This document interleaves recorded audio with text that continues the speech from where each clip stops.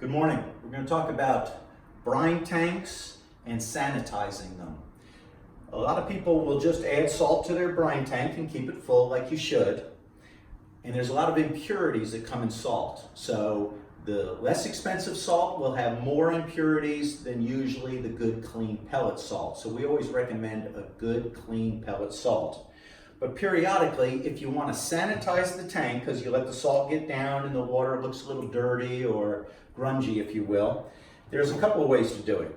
One is to use a sanitizer pack that is citrus-based, and that will sanitize the water in the bottom of the brine tank, and then the next cleaning system, it'll actually help sanitize the inside of the resin tank also. If you're on a chlorinated water supply, which the majority of our customers are, you've got a tiny amount of chlorine residual left in the water, and that's basically sanitizing your system also so that bacteria or other stuff can't grow. There's another product called ResCare that some people get from us, and they'll just pour it in half a cup or so periodically every couple of months or twice a year.